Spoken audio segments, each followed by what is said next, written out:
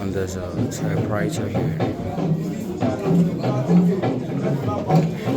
I think my days. I was gonna go to my previous.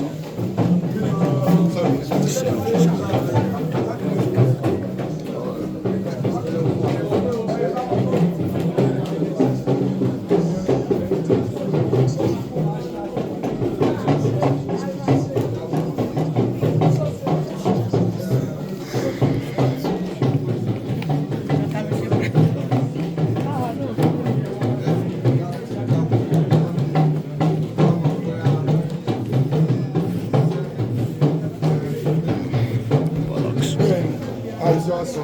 Okay, so the typewriter when I was in primary school, I was taught how to use it. It's called shorthand. Yo, it is in high school too.